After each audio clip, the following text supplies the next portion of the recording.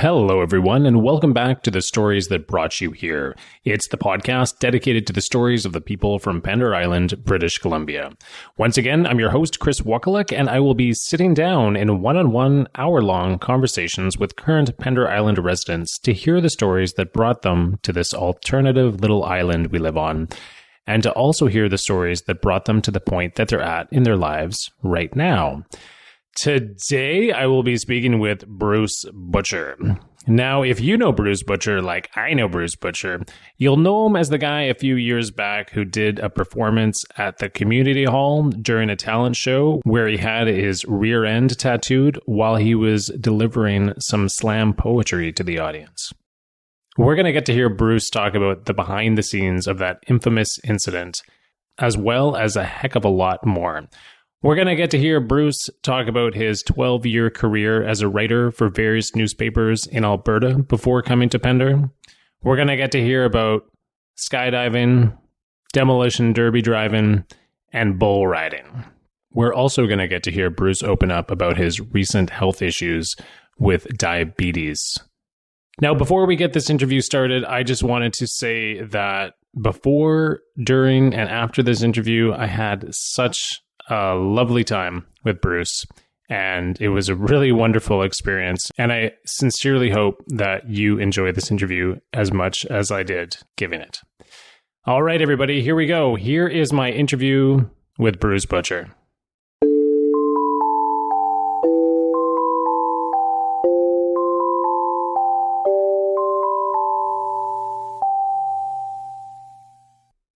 Okay, so how's your day been so far?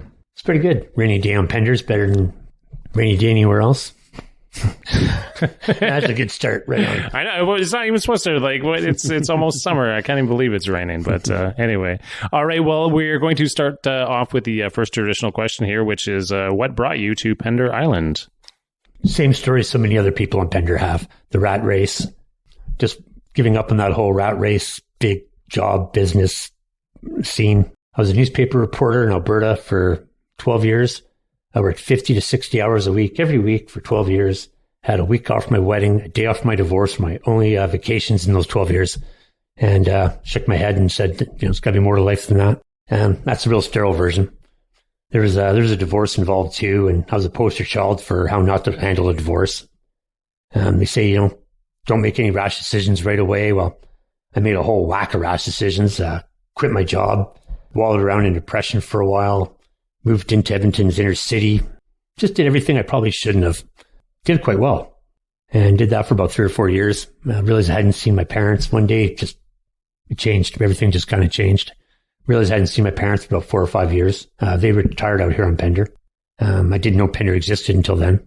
I've always loved Victoria. Victoria's a beautiful city. I thought, I'm going to look for a job in Victoria. I'm going to go visit my parents, and I'm going to job search in Victoria. And I came out here and I visited my parents, and I grabbed a job at the bakery on my second day here, and haven't really looked back since. Still haven't looked for a job in Victoria yet, actually. Okay, so your parents had retired on Pender Island, and you came to visit them, and that's what brought you here. And I guess how old were you when you made it to Pender? I keep trying to figure out how long I've been here based on my friends' kids and my friends' pets. And one of my friends' dogs turned 17 lately, so I've been here at least 16 years, but I don't think quite 17. So that would put me about 31 or 32 when I came here. That's a good guess. Second day here, you got a job at the bakery. Literally second day. First day here, I just hiked all over the island. I just walked from one end to the other, just trying to take it all in. And I was basically doing a walking spiritual personal smudge. I just walked and smoked and up hills and down hills, and I hit every beach access I could find.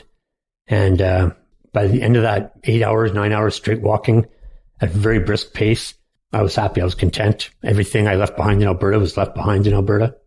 And on my way back from that huge walk, I found my way right down to South Pender. I found my way down to Port Wash, found my way at the Driftwood, and I saw the help wanted sign in the doorway of the bakery.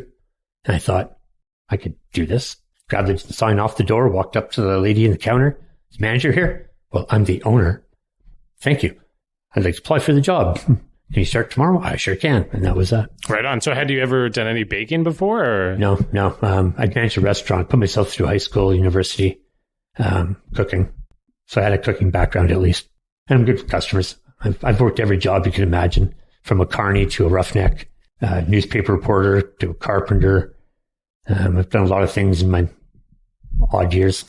Okay. So just getting back to originally coming to Pender, though, it sounds as if it was a bit of a tumultuous time, and then coming here was, I guess, a new beginning for you. Yeah, it definitely was. I didn't even realize at the time. I just had to get away from the situation I was in. I had rented a small little bachelor place in one of the worst neighborhoods in Edmonton. I'd been there almost a year. I'd left the apartment maybe 8 times in that year, and never for like longer than an hour, doing the Brian Wilson thing, lying in bed and not moving, not registering. Friends would drop by and feed me occasionally. One day I'm sitting in my living room, just kind of wallowing in my own self-pity. There's a knock on, there's not even a knock on the door. The door suddenly flies open. And these 2 suited males and this lady in a business suit comes marching in with a clipboard. I'm like, excuse me, what are you doing here? They're like, what are you doing here? I'm like, oh, I rent this place. They're like, how long? I'm like, I've been here for almost a year now, I think. Oh, we don't have your name on here. Okay. Have you been paying by cash? I'm like, yeah, I've been paying by cash. Okay, well, we'll get back to you. And then they left. And I watched him walk down the hallway, and one of my neighbors had his head out the door. And I found out the apartment manager had hung himself. He'd been collecting rents from people such as me under the table. Whoa. And I knew him fairly well. We were in a very bad neighborhood. The whole bottom floor was working girls. And they would run into problems with people at the security doors quite frequently. I don't know how many times I helped our manager, apartment manager, Kevin, escort people out of the security, double security doors there, yelling and screaming, I want my money. And it's like, you're a fool if you give your money away. Let's get out of here and wreck the place. Cops are coming. No, leave. And have to escort people away. I wore a lot of leather jackets, and I think Kevin just assumed I was something to do with bikers, because he's always like, oh, Bruce, we'll call your friends up if we really get into trouble. I'm like, yeah, okay, we'll call my friends up. Sure. A bunch of ex reporters. All right. So you make it to Pender, and your parents are living here at the time. Everyone knows my dad from the big white-haired guy walking the chow. They've had 3 chows now on the island, big red chows, and they just on number 3 now, Maggie. She'll be 2 years old in October. Okay, Maggie the chow. Well, what is your dad's name? Ken. Ken. Yeah, they're Ken and Val Butcher. Okay, so they had retired here, and then you came to the island, and that's interesting what you said about your first day, just spending the entire day walking around the island, smoking cigarettes. Yeah. Right on. Up and down hills. Up and down hills. Yeah. If you haven't guessed by this voice, I'm a smoker. And that's one of the few vices I still carry around with me. And it was just... it was what I did when I first came to Pender. I hit every beach access from here to Poets Cove. And then I hitchhiked from Poets Cove back to the community hall. There was some farmer's market going on at the time. And then I thought I was going back towards the Driftwood, but it turned out I was heading towards Port Wash. And I walked past the lumber yard and any little beach accesses before getting onto Port Wash Road I hit. I got down to the Sunset Beach area there and realized that this isn't the way to the Driftwood. Turned around, started hitchhiking back, and it was a good solid 8+ hour day of just straight walking, plus some little stops here and there. I think all in told it was 11-hour day of just absorbing and purging. That's actually really incredible, because I don't think that many people have spent their first day on this island doing that level of exploration. So what was it that drove you that day to do that? Parents weren't letting me smoke inside. Okay. All right. That's a good reason. I had to go for a smoke. I just wanted to take it in. I wasn't planning on going that long. I think I told my mom I'd be back in like an hour or 2. They didn't know how to take my arrival on this island. I phoned them. It was totally by surprise. I showed up and I phoned them the night. It was actually June 30th of however many years ago that was. I'd just gotten off the last ferry at the Pender Island terminal. And that's when I phoned my dad and said, hey, where do you guys live? I'm at the ferry terminal. My dad's like, what ferry terminal? The one on Pender Island? I'm right? It's Pender Island, not Pender Harbor. I was kind of confused for a bit. My dad's like, you're on Pender Island? I was like, yeah. He goes, shit. I'll get you. I'll pick you up. I was like, no, you don't have to, Dad. He's like, no, I'll pick you up. You're not going to be able to, it's a small island, Dad. I can find my way. No, you won't. Trust me. And he was right. I would still be walking around trying to find their place. Sure, I know. There's getting lost all over the place on this island. People did the first few times. Okay, so you spend the entire day walking around. This is your first day, Pender Island, checking it out. Second day, you get a job at a bakery. What happened in that first year? How was that first year for you living in having a different experience, obviously, completely different place to be living in? Yeah, it was, I really enjoyed it. Working at the bakery, suddenly I was working with the public again as I was back in my newspaper days, but totally different context. It's I like joking around with the new tourists coming in and out. I remember I was working with, she still works on the island, Nancy. We saw the lead singer for Tragically Hip come in. I'm not up with the new kids' new hip music and stuff. And Nancy's all like, that's Gordy from the Tragically Hip, isn't it? Do you think so? It looks like him. I'm like, I don't know. Here, I'll find out. Mr. Downey, your panini's ready. And he turned around and came and got his sandwich. And I was like, I guess it is him. Saw Goldie Hawn and Kurt Russell within the same week, too. Yeah. Someone said they just moved off island. And I was like, I don't know if that was them. Like, if so, Kurt Russell's like 5'4". Short. Yeah, he's short little guy. And I was like, it was like a mini me of Kurt Russell. But I really enjoyed working with the public. It was neat. It was good. It was relaxing. It was no stress, no deadlines. I did that full summer. I think I was 2 months at the bakery. Then an artist on the island offered me a job to work on his property. And I ended up working with him for almost 3 years, I think. And that was my first year and a bit on the island. And working with that artist was phenomenal. He's just moved back on the island now, Vern Simpson. Vern Simpson? Yeah, down on South Pender. He's a regular. He's coming in the bakery every morning. And he's picking up this young guy he had working for him. Vern's got a little acreage down in South Pender on Gallon Road. Big Spanish-looking place, all adobe'd up. And from the roadside, it looks like a little Spanish villa. But I didn't know this at the time. And about 3 out of the 4 days of a week, this kid wasn't showing up for work. And one day, Vern just, you're here every morning. You want a job? I need a handyman on my estate. I was like, well, I'm really not very handy. You know, my background's got nothing to do with being handy whatsoever. In fact, that was kind of a detriment to my job. And he's like, you're smart. You'll pick up on things. And I thought, okay, why not? I'm always up for something new. And left the bakery and went to work with Vern down on his little estate. And I was right. I wasn't handy. He was right. I'd pick up on things. That was my introduction to carpentry. And that was 32 years old, I figured, when I came here. First time in my life I'd been paid to swing a hammer. First time I'd used a power saw. It's like, you know, and that carried me through right up until 3 years ago on Pender, that kind of career, working tools. And found out the reason Vern had hired me and approached me, he's nearly deaf. And it's all tinnitus, so it's all the high range noises. He taught shop in high school. My low voice, he could hear good, really clearly, well. So he hired me because he could hear me. Oh my gosh. He had a studio in his basement, and Vern's a very successful artist. He's the creator of the Gassy Jack statue in Gastown in Vancouver, the big bronze statue. Wow. There's a big mural in the front entranceway of the Red River Casino or the Red Rock Casino in Vancouver. Okay. Get the casino's name there, but he's got studios carrying his stuff from Florida right up to Vancouver. Very successful artist.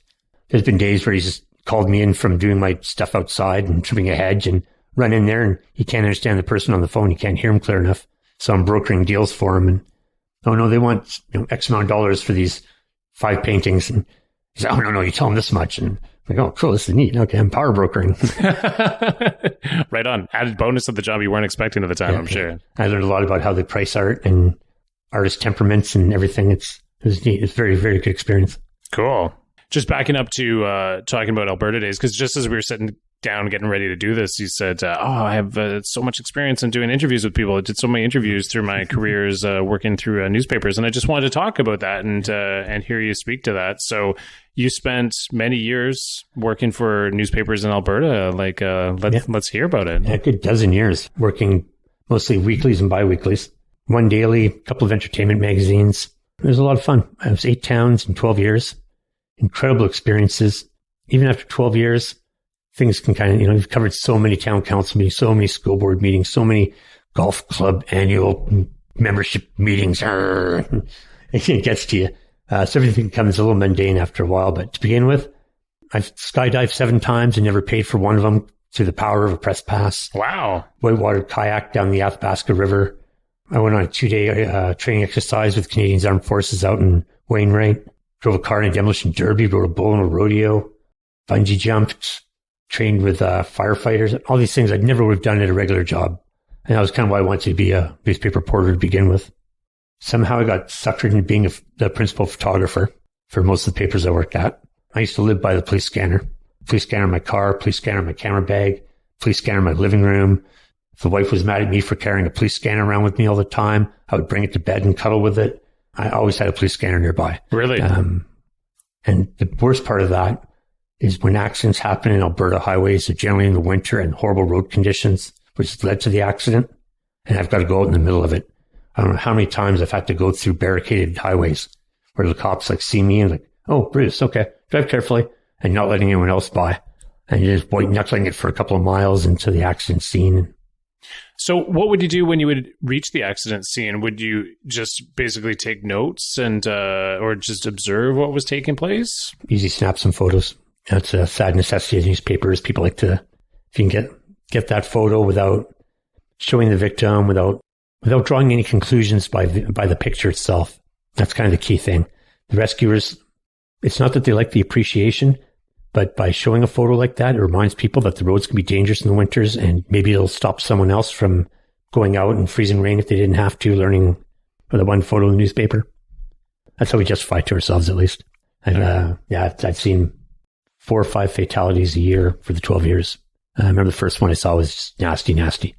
I was hiding behind an ambulance, sheltering from the wind after taking some photos from a car that had gone like 20 feet off the road.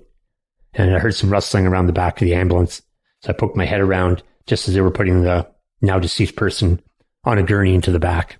And they don't pull the blankets up over their head when they don't think anyone's around. And it wasn't pretty. That stayed with me for a while. And after that, it's like, okay, I don't want to see it. I don't want my readers to see it. I've got a good telephoto lens. I can stay 100 yards away and get close up on people's faces, but I'm going to be really careful where I point the camera. Sure. And then you got moments, 7 o'clock in the morning one day, this lady easily in her 70s, there's a banging on the door. It's like 7 in the morning. Office doesn't open for 2 hours. I'm there because I'm a coffee freak. And I can't talk to anyone until I've been up awake for 2 hours. And so what's at the door? And I go and answer the door. And this old lady's like, take a photo of this. And behind her is it was an 88 Accord that she had hit a moose 5 miles out of town. She hit a freaking moose. It rolled up onto the hood, onto the top of the car, down the back. Somehow it missed hurting her, caved in the roof of the car, staved in the front bumper. Then she drives it 5 miles to the newspaper office. She doesn't go to the garage, she doesn't go to the ambulance, doesn't go to the police. She goes to the newspaper office to get a photo. Wow. Interesting. It's like, in shock, are you okay? And she's like, oh yeah, no, can you believe I survived and drove that here? Wow. I've heard of some crazy destruction caused by moose being hit by cars. It's not something you want to do. No. I remember driving alongside a moose once and looking out and seeing its nipples like eye level to me, sitting in the driver's seat of my 99 Grand Am, and like, wow, he's going a good 50 right now. And I'm just going to slow down and let him pass or do whatever he's going to do. Yeah. So you say that in 12 years you worked in 8 different towns in Alberta? Yeah. So I'll do a quick run through for anyone who cares or anyone who recognizes any of these names. Sure. Leduc, St. Albert, Athabasca, Westlock, Barrhead, Morinville, Edmonton, St. Paul. Okay.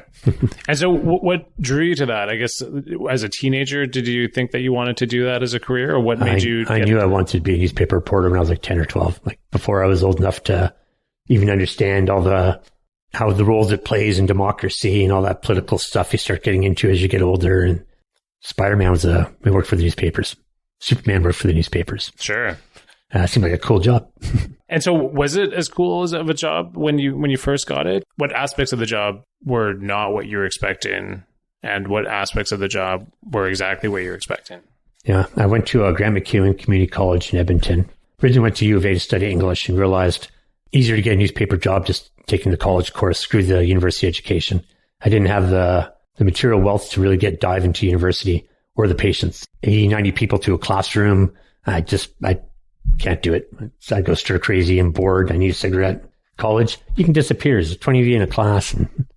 And they prepared us well. When I got into the field, it was exactly what I thought it would be. I fell into it right away. I won awards my first 2 years there. I won a CBC Investigative News Award would have been 94. It was pretty much handed to me. It wasn't a big piece of investigative work I really had to do. An unknown member of a local band came in with a bunch of old financial records, and I handed them over to my company's auditing team, the accounting team, and they came out with some really fishy going on with this one reserve. School bus contracts for $750,000 for a school bus contract that runs, so many months a year I think it was for 14 kids. And there's a $250,000 contract. Like, half the band is dirt poor. The other half is fairly wealthy. Did a big expose on that for the longest time. Half the native community in that area hated me. The other half patted me on the back. I had my tires slashed, and I got invited out to dinner. I think it was like hit or miss. Either the people thought I did a really fair and balanced job, or they thought I was really one-sided. Everyone's perception is their own reality. CBC News thought it was good enough to give me an award for it, so I figured I did a pretty fair job. Right on. And you said you won another award as well, too, early on? I won a few photo awards. There's so many. Newspaper industry likes to pat itself on the back. The Alberta Weekly Newspaper Association holds a number of awards yearly. And they'll have like best spot news, best feature photo, best front page photo, best layouts. I was in the middle of the rodeo area in Alberta, Wild Rose Country, big rodeo circuit. If you can't get an award-winning photo at a rodeo, you don't deserve to be taking sports photos. Yeah, that was my very first photo award was for a bull riding photo. And you said at one point you got to ride a bull. The going joke was that was 2 weeks before my wedding. So it was like my last chance out, right? If I'm in a cast, the wedding's off. This is my last chance to escape. But it was done on a dare. And because I don't think things through sometimes, I guess. I used to go to a rodeo, take photos of the cowboys, run back to the newspaper office, develop the negatives, scan the negatives. We weren't quite at the digital age where I could get the same quality photos digitally as I could with film, but we didn't have to make prints. We could scan the negatives. So I scan the negatives, print off a sheet of what the photos look like, go back to the rodeo and try to get the rider's ID so I can put the names in the paper below the caption. And they always give me a hard time. Like, oh, you call that a photo? And you try getting a photo of your sorry butt on a bull for 5 seconds. And one day a guy's like, next weekend, I'll take the photos you ride the bull. I'm like, yeah, sure. Morinville Rodeo? Yeah, I'll see you there. And a week later, I'm just about to go on the back of a bull at a rodeo. It'd been ridden the day before. Bull's name was Copycat. It was a 1,500-pound bull. Had one horn going up one way, one horn pointing to the ground. And I'm just about to go into this little chute they just sit in before they open the gate. And the guy goes, now, watch out for the kiss. I'm like, the kiss? It's like, nobody told you about the cowboy kiss? I'm like, are you going to try to kiss me? It's like, no, cowboy kiss. That's when the bull jumps up, puts its head back, and its ass forward. I'm like, okay. He goes, well, that makes you go forward into the back of the bull's skull. He goes, your face will hit the back of that bull's skull. You're following me? I'm like, yeah, I'm following you. The bull's head's bigger than my lap, right? Wider than my lap. And he goes, oh yeah, people get their teeth broken, noses broken, face crushed from that. Just keep your eye on the back of that head. Don't let it hit you. I'm like, oh, okay. Now I got something else to worry about. And then the gates open and I'm out. Wow.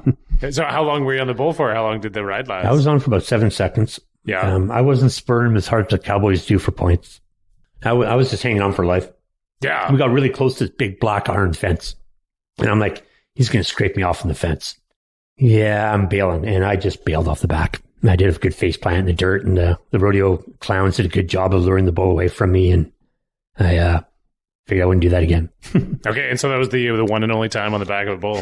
yeah, pretty much. Congratulations to you. Like, I don't think most people out there have ever ridden a bull before. It seems like a crazy, dangerous thing to do. I have trouble saying no to things. Like, where else am I going to get the chance to do that? I drove a car in a demolition derby because I had a chance to get the Athabasca Advocate. What do we call it? The Adjuster was the name of the car. We put the Adjuster, the Advocate's Adjuster. It was sponsored by a local newspaper. It was the smallest car in the whole demolition derby. It was a 77 Monte Carlo, little two-door sports sedan. I was against all these LTDs and Lincoln Mark IVs and Torino station wagons. I'm like, oh, geez, I'm a two-door to four-door world. This is going to go good. But didn't last that long. Car got crumpled really fast. Yeah. Hurt my neck and bothered me for about 2 weeks. And it was just a year ago. Due to other health reasons, I was getting full x-rays and scans. And doctors like, so have you ever broken anything other than your hand? It's like, oh, you saw that from the scan? Yeah, your hand and your neck. I'm like, my neck? I've never broken my neck.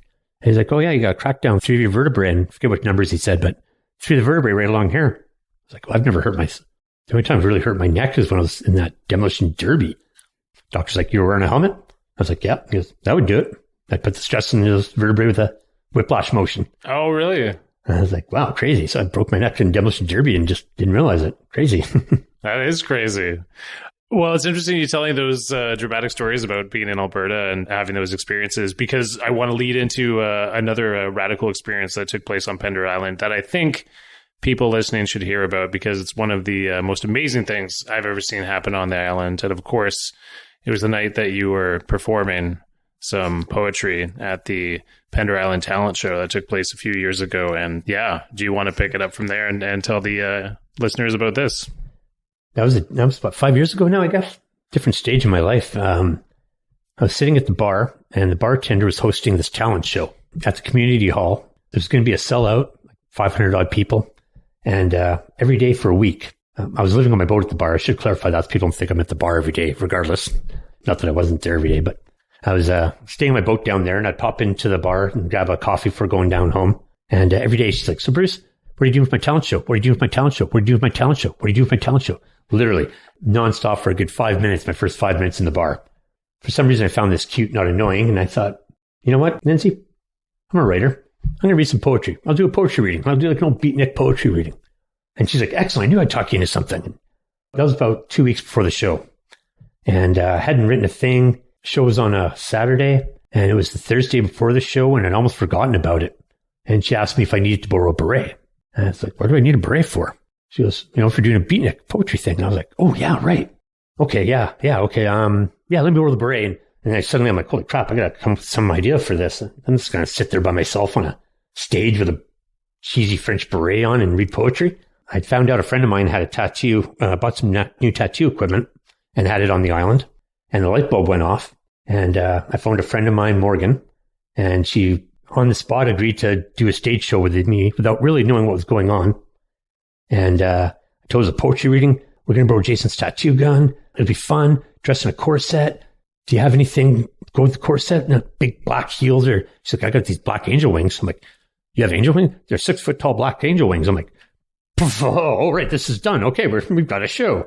I'm going to ask my friend Twist to do some guitar." Okay, we got it. We got the show. So I took Friday afternoon off work because I was so stressed. Friday night, I finally ended up writing something. And that's when I came up with the whole idea of cutting the butt cheeks out of the rear pockets of a pair of jeans and having Morgan tattoo my butt while I was reading poetry on stage and my friend played guitar. The whole mythology behind this was I'm really nervous about reading my stuff in public. So the pain in my butt was taking my mind off my nerves. If people didn't like what they were hearing, maybe they'd get a kick out of the humor of me getting in pain. And all else failed, they could listen to my friend play guitar and hopefully find some source of enjoyment there. Right on. Yeah. And what kind of a tattoo did you get on your butt that night? Yeah, it was about 3 hours for the show, maybe 2 hours for the show. And I told Morgan exactly what was going on. She's like, "I can't tattoo you. You've never tattooed anyone." I was like, "Exactly." The owner of the machine was there to walk her through the basics, how to use it. I was like, "That's the whole point. You've never done it before." And, "Well, I can't draw." I'm like, "I don't know, do a stick figure or something." She's like, "Okay." And doing the whole stick figure, the little guy face like a hangman. And she just started to put her name on it because I was still talking and she'd done this man. So she just started putting an M. I came so close to having a guy, a little stick man with the name Morgan tattooed on my butt. That would have been horrific if I ever ended up in jail. For sure. You can barely even tell it's an M. Lindsay, who put on the talent show and convinced me to do that stage show, which I thought was people were just going to be mortified. I was swearing. I was going on this big anti-capitalist rant. I didn't know how Pender would take it. I'm not that well known of an individual, a little quirky maybe. Ultimately, if I can ride a bull in a rodeo, I can stand on stage while getting my butt tattooed. It went over really, really well. And a couple of days later, Lindsay had T-shirts made. And you can get T-shirts that say "You are not a slave" across the bottom with my stickman tattoo on it. Yeah. They're still being worn around the island from time to time. I think I still have like 20 of various sizes kicking around. Okay, right on. Yeah, I was there that night, and I'll never forget it. It was pretty amazing. I remember talking to people after the show and saying, "Do you realize that we just saw a guy getting a tattoo in front of us on his rear end while he was reading some poetry, and somebody was playing guitar beside? That's amazing. It's incredible." Yeah, that was super cool. And we talked about this earlier as well, too, before we did the interview. And you were saying that the reception that you received from people was overwhelmingly positive as well, too. I didn't hear a single bad comment. That blew me away. I deliberately went out of my way to the first 20 seconds of my opening was just me repeatedly saying the F word.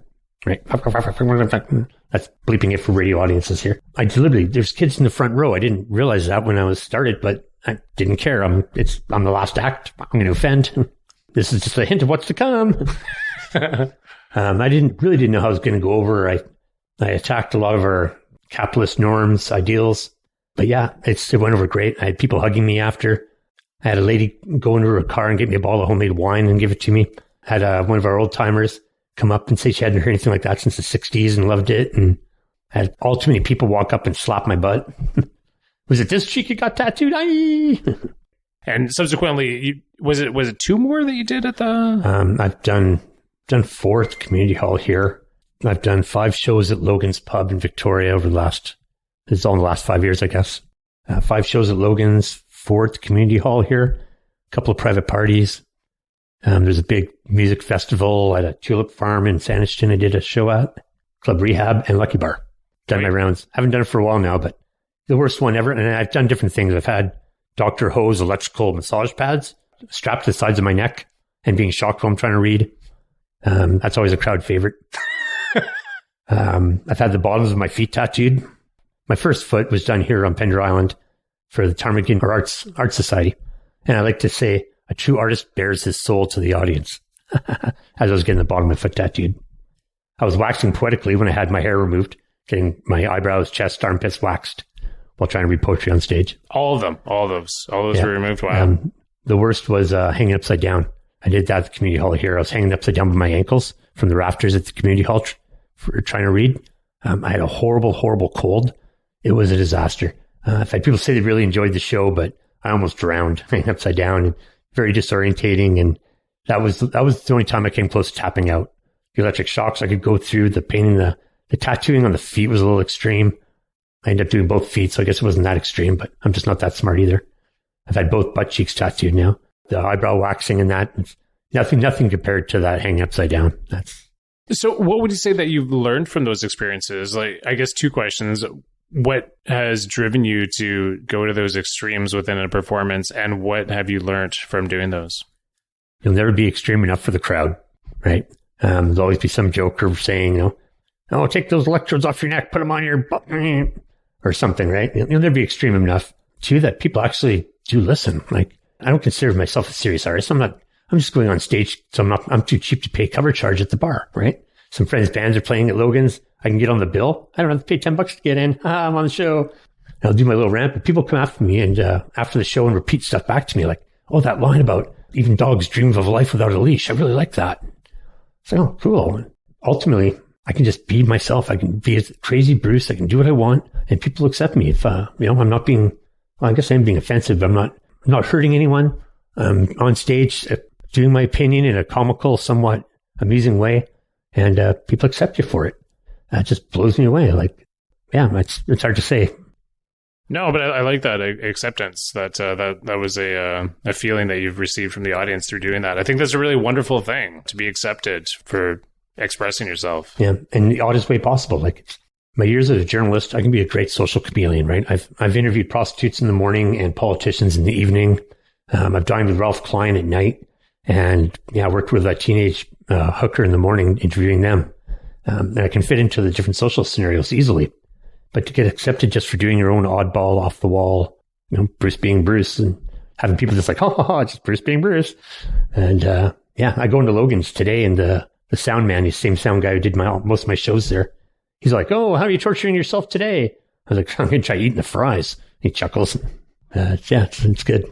Okay, well, when you mentioned you're going to try eating the fries, that's in reference to the medical situations that you've encountered recently, and maybe do you want to talk about that right now? That was a great segue. I was just mentioning the fries at Logan's aren't that good, but no. We can go into that comfortably. That's another aspect of this island that's just accepted me. My health came bad, and fundraisers were done for me, and I was at the receiving end of the charity that is Pender Island. Yeah, that was a mind-blowing experience. Well, let's just back it up to the beginning, and if you just want to talk about what you were diagnosed with and then what happened subsequently. Yeah, I guess this is going on about 2.5 years ago. I suddenly started losing some weight and had some other little health issues. Guys at the job site were bugging me because every half hour I had to go for a bathroom break. And I used to have a cat that was diabetic. And you don't notice the weight loss on yourself. I went from 170 pounds to about 130 before I went to the doctors. And I went to the nurse here on the island and said, I think I might be diabetic. And she's like, what makes you think that? I'm like, I have all the same symptoms my cat has. I'm thirsty, I'm peeing all the time. The nurse kind of chuckled. It's like, well, most people don't get diabetes when they're 44, Bruce. Turning 45, it could be hypothyroidism, pancreatitis, a couple other things she laid out. And it's like, but we'll send you out for blood tests. And I went up for the blood tests, and it was 4 days before I waited. Friday, I went to go see her. I didn't go for blood tests until Tuesday. And Wednesday, I got a phone call saying, yes, Bruce, you're diabetic. Go to the Royal Jube. If you catch this ferry, catch this bus at this time, you'll get to the ferry, you'll get to the Royal Jubilee, and there'll be a nurse waiting for you in this room. And they had it all mapped out for me and called me at 9 a.m. I'd gone from the 130 pounds on that Thursday when I saw the nurse here to 118 pounds by the time I got to the Jubilee the following Wednesday. And I learned how to give myself injections and read my blood glucose. And they were hesitating to let me go out of the Royal Jube that day. But I found a friend's place close by. I was going to stay. So I went and stayed at a friend's place, had to go back the next day. Next day, I was down to 115 pounds. I'd lost 3 pounds overnight. Wow. And I kept losing 3 pounds. I got down to as low as 103 from 170 pounds 6 months previous. I'm not just diabetic. I do it right. I'm an insulin-resistant diabetic. So it was a constant series of needles and shots. I was really struggling at 103 pounds. It's not a very healthy Bruce. I'm about just shy 6 foot. I was a pretty solid 170. Yeah, so I ended up dropping to 103 pounds before some local pendurites knew about an insulin pod. They knew more about insulin pumps than I did. And it's a device you can get that you wear that gives you a constant supply of insulin. So even if I'm resistant to one dose, there's more. I don't have to check every hour and a half to see if the insulin is taking its job. This pump does it constantly for me. And it's pretty cost prohibitive. And I got a phone call from a friend on a Thursday night, Rachel. She's like, hey, Bruce, I think I'm doing a fundraiser. Go over fund me page for you. Raise some money to get you an insulin pump. I'm not sure how I feel about that. Okay, I don't even know if I qualify for an insulin pump. I don't know what's involved in it. I'll get back to you. Hour later, another pendurite phones. Bruce, I booked bands already. We're doing a fundraiser on Sunday for you. Deal with it. Click. I was like, great. Wonderful people. In 3 days, $8,200 was raised. And I paid for the pump and my first 2 months worth of pods. Right on. And so when you say that you're insulin resistant, what percentage of diabetics are insulin resistant? I've been told I represent less than 3% of diabetics, being an adult, going from healthy to type 1 needle insulin reliant diabetic. Less than 3% of diabetics fit that category, adult onset such as that. And then to be insulin resistant is less than 3% of that 3%. Oh my goodness. And in the meantime, I've also developed celiac disease and possible Crohn's, or just showing signs of Crohn's. So my health's just one thing to another to another. It's not uncommon for diabetics to develop celiac. And it's not just one of those, I'm not trying to be trendy, it's full-on celiac disease. And just to back up a little bit as well, too, did it take a while for the doctors to realize that you were insulin resistant, or was that figured out pretty quickly? Or? No, that took a little while. It's one of those things, they'd have to check every hour for so many days to see, or after each dose of insulin to see if it's taken or not, and then try to scale how much, if I fought it off or if it just didn't absorb properly. Or when I'm down to 103 pounds, I have no fat. And when you give yourself insulin, it's absorbed through the lymphatic system. And without having a lymphatic system with no fat cells there, is it that I'm resistant and not absorbing it properly or utilizing it properly? Or is it just not entering my system properly because I'm so darn thin? Before I got the pump, I had to give myself my own injections. And the nurse showing me how to do injections, she's like, well, this isn't right. We gave you an injection an hour and a half ago and nothing's changed. And why isn't this working on you? And you're so damn skinny. And I have to come in on a really shallow angle with the needles that they don't normally do for a lot of people. And it's a little tiny, tiny needle, but that's enough to get through with my tiny, tiny little layer of fat. And to this day, I obey my diets. I take my insulin, but sometimes my weight just starts dropping. Is that the celiac? Is that the diabetes? It's all, we're still figuring it out. The celiac diagnosis has been only 4 or 5 months now, I guess. So that's pretty new. How has all this changed your life, Bruce? Like, how has this affected you, just to let people know? Yeah, I was a pretty independent person. I was always a rough and tumble kind of guy. I rode bulls and rodeo. Cars and demolition derby have always been kind of rough and tough, rough and tumble. I've never been this helpless before. When I was 103 pounds, going to the hospital and staying in a friend's place in Vancouver, I couldn't carry groceries upstairs. I wiped out going onto a city bus, that little step up there, carrying groceries. I wiped right out, face planted right in front of the little cash register. And the bus driver looks down and he's like, I could have lowered the bus for you. I didn't know you had to. Like, I wasn't capable of taking that little step. I didn't have the leg strength. I'm an asymptomatic celiac, so I don't show any. It took him a long time to figure out I was celiac, trying to figure out the weight loss, why this weight was falling off me. Said literally I was losing 3 pounds a day. I've dropped to 108 pounds twice, 103 once at my absolute lowest.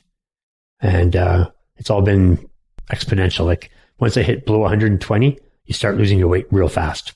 You can go from 130, 140 to 120 in 3 or 4 weeks, and then 120 to 108 in 4 days. And then everyone's scratching their head. Even my nurses and that refer to it as remember back last summer when you were dying? Yeah, I remember when I was dying. Aren't you much glad you're feeling better? I'm like, yeah, I am. Much glad I'm feeling better. And it's affected everything, my diet. It's affected my relations to my friends. It's affected my friends. They're conscious of things now that they were never conscious of before. Like, hey, just grab a bird. Oh, we can't grab a bird. And it's like, no, don't worry, I'll grab it. I try not to get anyone to go anything out of their way for me. But inevitably, pop over a friend's place and he cracks a beer and goes to throw you a beer and forgets I don't drink anymore. Well, I shouldn't say I don't drink. I'll have an occasional glass of wine with a meal, but it's pretty rare. I think I've had like 3 alcoholic beverages in the last year. My parents, bless their heart, my dad will see gluten-free and buy something for me. It doesn't matter that it's chock full of sugar. It's like, it's just gluten-free. It's great for him. And okay, you missed my diet, my diabetic side of that diet. And I say, don't say anything. Or vice versa. Oh, hey, we made a lovely pasta for you. There's no extra sugars in here, blah, blah, blah. I'm like, wheat-free pasta. Oh, it's okay. I'll just go over here and have some grass.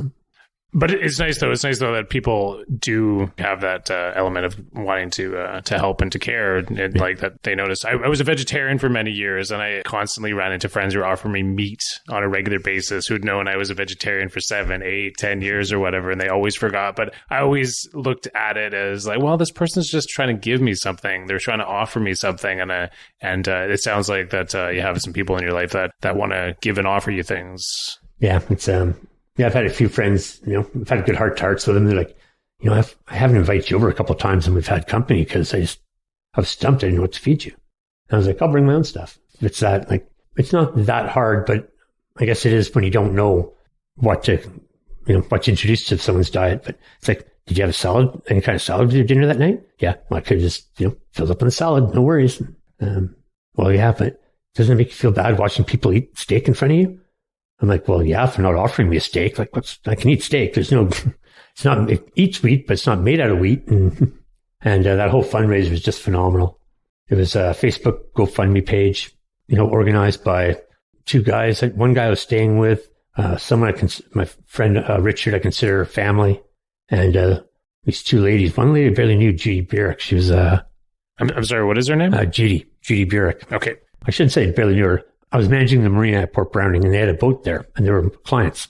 I'd known them for maybe 3 or 4 months, and she bent over backwards to make this happen. Her and her husband are just wonderful people, and $8,200 in 3 days. And the last day was at Browning, live bands all day, silent auction, hot dogs being sold, people doing haircuts for money. It was just phenomenal. I was taken aback. I was just stunned. And at one point, I just kind of walked away from the crowd and sat back and just watched this unfold. And I was like, wow, it's just... Actually, I was standing by the pool table, and these couple of guys playing pool, and they asked me what this was all about. And okay, what's this? And what's the bands and everything on Sunday afternoon all about? I was like, it's about me. And the guy looked, and I was like, yeah, it's a fundraiser for me. This is all about me. I was like, holy crap! And so once again, I went off the deck to have a cigarette, and I was watching everyone, and I went, no, it's not. This isn't about me. I'm lucky enough to be a recipient for all this, but this is about a community bonding. This is about a community rallying together for a cause, being proud of, attaining a goal to help fight that cause. And I'm just purely lucky. By happenstance, I'm on the receiving end of it, and I'm blessed to be so. It was really neat to watch. That's fantastic. And how has that helped you getting receiving that money and being able to buy it was the insulin pump? Yeah, it was my little, as you can see, listeners, this little insulin pump here that literally saved my life, literally. I had it installed for 2 weeks, and my weight started coming back on. That I dead stopped at 103 pounds, and within the first day of having this pump, stayed at 103. The next day it was like 105. A couple of days later, it was like 107. In a span of a month and a half, I was up to 140 pounds. And then I developed celiac, and the weight started dropping off again. And you actually demonstrated when you first came over how it worked for me. But just to give an audio explanation for the listeners, what do you have to do in order to use it? Yeah, it's there's a mechanical end and electronic end to it. Electronic end looks like a little some kind of weird cell phone GPS unit, and the mechanical end is a little plastic white parasite that attaches to me. Actually, no, I got that wrong.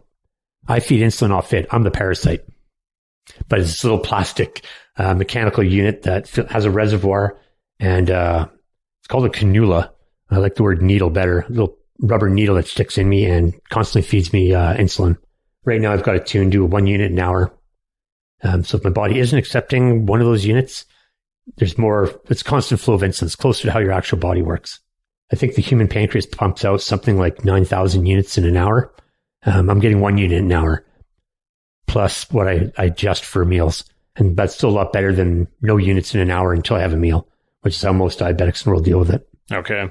Yeah, it's they talk to each other Bluetooth. It's what the little mechanical unit tapes to me, and it's that tape that you build space shuttles out of. It stays good. I've got bald patches all over me from where I've had to attach this little mechanical pump. Sticky. Sticky. Right on. And that actually is going to lead me now into the second traditional question that we always touch on this show, and that's I know that you just described a lot of help that you received on the island considering this issue, based on this issue. But I know that through an email that you sent to me the other day that there was somebody that you wanted to mention about who's helped you on Pender Island, and just giving you an opportunity to talk about that right now. Yeah, I have to give a shout out to, you asked me people that first kept me on Pender, introduced me to Pender, that kind of thing. People made an impact on me when I first arrived here. And I'm not sure what an East Coast fisherman 10 years older than me and some snotty kid from the suburbs listen to punk music has in common. But me and this one guy on the island, Richard Wynot, right from the word go, we connected. We didn't meet under the best circumstances, but within 5 or 6 hours of meeting, I was having dinner at his house. Within a month, I think his sister ended up having a crush on me. Within 4 or 5 months, any job I had on Pender, I got through him. I was dating a single mom on the island and thrust into this dad role when I first came on the island. Very foreign to me. I better take care of myself, let alone having to look after a child as well. And it was great, rewarding. And if I ever found a financial crunch, Rich would find extra work for me. No questions asked. He opened so many doors for me. He was my key to the community of Pender. And I still, to this day, I call him uncle. He's the only person in this world who's not a blood relative or a marriage relative that I refer to as a family appellation. And Uncle Richard, he's always had my back. He's always known when I needed someone to vent to or vent at, or when I first got sick and was losing that weight, he pulled me aside and threatened to beat me up if I didn't stop partying. And I was like, I'm not partying, man. I'm sick. Like, trust me. And he's like, well, I'm going to slap you around if you don't go to the doctor's then. One of the two, you're going to get slapped. Get with it. And back in the time when I was dying and losing 3 pounds a day, I was staying at a friend's place that had a bit of a rat problem. Richard kidnapped me. He grabbed me. He's like, you're out of here. You're not going to get healthy in this place. Like, smell it in the air. You're gone. Come into my house. And he's a former fisherman. He keeps his house ship shape. And he took good care of me. It's rare for someone just to open up like that and be, once again, that accepting thing. Pender's, for good or for bad, is just taking me on, and I relish it, and that's why I'm still here. Right on. Richard, why not? Okay. That is the person. Now, I guess just like moving into the present right now, just asking a question, what are you doing to keep yourself occupied these days? What are you finding yourself passionate about or investing time in right now? Yeah, it's investing time myself more than anything. I haven't worked for a year, trying to get my weight back, and I've still got some other diabetic issues I'm dealing with, nerve pains and stuff. But with the right attitude, they all get better. When my weight drops, I like to play hide and seek and dodgeball. At 103 pounds, I'm a freaking champion. I can hustle any kid in dodgeball. Hide and seek. You can't see me right now, can you? No, where did he go? I can't. Where Bruce? I'm just a big nose and a pair of shoes. I can hear. Oh, there you are. Oh, fantastic. Okay. I'm saving a ton of money on soap with all the weight loss too. Yeah, I just try to take it one day at a time, trying to get my health back the best I can. I just started working at Southridge Farms at the store there a couple of days a week. Owners are wonderfully understanding of my work situation and health. And one day at a time, just keep going. I'm writing a lot, trying to teach myself to draw. I guess at one point I could be considered a painter. When I bought my boat, I made my down payment by selling 6 paintings. The only 6 paintings I've ever made. I'm thinking that's a pretty good run of, 100% of the paintings I made, I sold. Wow. So I should just quibble on the head, but I'm going to try a couple more canvases this year soon. Okay, well, what in terms of your painting, what sort of style do you have there? What are you using, acrylics or oil? Acrylics on canvas. No, I don't have patience for oil. It takes too long to dry. My canvases end up being about 5 inches thick because I paint over everything because I'm really not that good. It's a very comic booky style. Anyone who's seen any of my tattoos, other than the ones on my ass, but they're all inspired by my own painting. I've got this rabbit motif going on. Where I've got stuffed rabbits hanging from trees, stuffed rabbits being nailed to walls, stuffed rabbits on fire. They're the paintings I've sold. Okay. So did you just pick up painting as an adult, or was it something you did when you were a kid? Just as an adult is when I was playing the daddy role. The little girl I looked after, Rowan, was an incredible artist. She still is an incredible artist. I have some really latent talent there. So to encourage her to paint, I would grab a canvas and paint beside her at night. So the two of us would paint. And invariably, hers were a lot better than mine. I'm very colorblind. So it's Janie, the mom I was dating there, she'd always get a kick out of it. It's like, Bruce, do you even know what color you just painted the sky in that painting? I'm like, it's blue. It's like, could be type of blue, but oh, all right. But yeah, for whatever reason, those paintings sold. That's amazing. So did you sell 6 different paintings to 6 different people? Or? No, one couple on the island here bought 4, or bought 3 of them, sorry. And the other 3 went to 3 different people.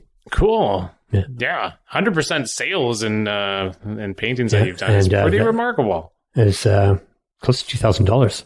Wow. 6 paintings. So that makes me think I should charge a lot more. Should be making a lot more. Should be doing that. Either that, it's a good thing I've lost this weight because I keep waiting for assassination bullets. So the people who bought those paintings probably have something planned to make the paintings double in value pretty soon, right? I don't know. Do they?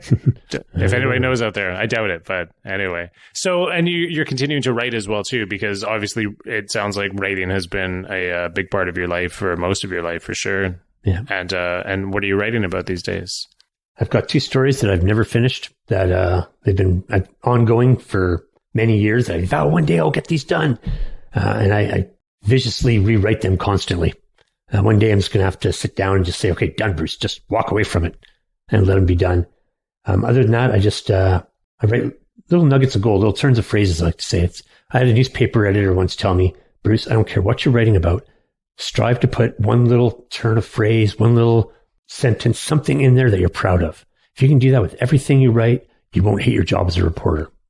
Right? The moment you start losing the ability to insert that little thing that puts a smile on your face, not the reader's, your face, that's when this job becomes sour. If you can keep doing it, keep putting stuff in there that makes you smile, you'll love this career. And I just sometimes it's just little observations. Sometimes it's, I'll mishear a song lyric from one of my favorite songs and be like, one day the light bulb will be like, oh, they're not saying eating chicken in the loo. They're singing eating chicken vindaloo. That makes so much more sense. But I'll take the chicken in the loo and I'll make something out of it and I'll write off on that tangent. Right on. That's some great advice that you got about just trying to find that little golden nugget for yourself within your work and to try to make you continue on. And I've plagiarized myself so many times with those little, I remember that golden nugget from that story. I can reuse it in this story. And not the stuff I published for the newspapers, but like my own writing. Yeah, I'm plagiarizing little turns of phrases here and there all the time. That's not plagiarizing. That's just reusing some brilliant material, though. That's just... It's recycling. Okay, recycling old material. All right, well, we're creeping up on our time here. I just want to throw out the last word to you if there's anything that you want to talk about, and the floor is yours, my friend. Wow. Give all these people this, what kind of advice would I impart? No, I just have to say thank you very much for the opportunity. This is my story is probably nowhere near as interesting as a lot of other people's, and probably more interesting than some others. But I appreciate you giving me a shout and inviting me to share. Yeah, for sure, man. Well, I think from the first time, if not the first time, one of the first few times that we met, it was probably on the disc golf course, I would say. Yeah. Both Bruce and I share a love of disc golf. Bruce has told me he hasn't been able to play for at least the last year, for sure. But no, I remember meeting you for the first time. I was like, who is this eccentric guy? And there was always a little bit of a connection between the two of us, and haven't forgotten that. And it's thank you for saying yes and coming in and doing this. I really appreciate that. Just hark back to that real quick. I used to always think it was a place, right? You're in the right community, you're in the right place. If you can just do yourself, be yourself and, get accepted. And then I realized, no, it's accepting yourself for yourself, and then others will accept you. If you feel like being zany, nutty, it's like I used to walk around with a megaphone for a while, just whispering to people from 30 feet away. If you feel like doing that and you're comfortable doing that, and people will accept it and see the humor in it or not humor in it, or either way, people deal with it. Whereas if you don't own it, if you don't accept it yourself, no one else is going to either. It's amazing the freedom when you just be yourself. For sure. Some of the most amazing people I interact with are the people who are just so uniquely themselves. And I greatly appreciate that. And when people are comfortable enough within themselves just to fully express who they are without fear of being judged, it looks like, from the exterior. And I've yet to get to that point myself, but I'm trying. Yeah. It's a nice place to be. I'm not totally free of being judged. But those criminal charges never stayed. So free as I can be. As free as I can be. All right. Well, let's end off on that one. Thank you so much for coming in, Bruce. Yeah, thank you. All right. Well, I'd really like to thank Bruce so much for being so open and sharing a ton of great stories with me during that interview. I loved it. And to honor that interview, I decided I'd come down to the William Walker Ocean Access Point at the end of the William Walker Trail. It's located on the South Island, just off of Canal Road, probably about 7 kilometers from the bridge that connects the South and the North Island. And standing here on the shore, and the tide is out. And in front of me, I see Saturna with the sun on it. To my left, I see some geese coming into the shoreline. I see a couple sailboats heading into Port Browning. And I'm just trying to imagine what Bruce might have felt on his first day on Pender, walking around, going to all these ocean access points. I wonder if he came here. Anyway, thank you very much for listening. I really appreciate people who are taking the time to listen to these interviews. I've been getting a lot of positive feedback from people, and I really, really appreciate it. And for any avid listeners out there, I'm just going to be taking a short break. So I'll be back in 3 weeks with another interview. But I have 11 other interviews other than this one to listen to.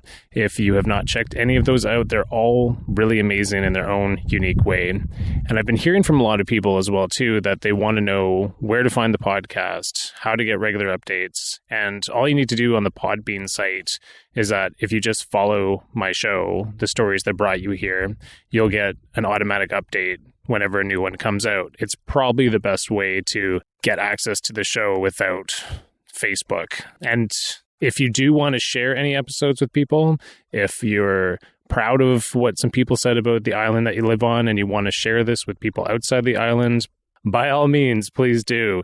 I have a pretty limited amount of people that have access to deliver the podcast to. I'm just using Facebook mainly. And if anybody wants to share it, please do.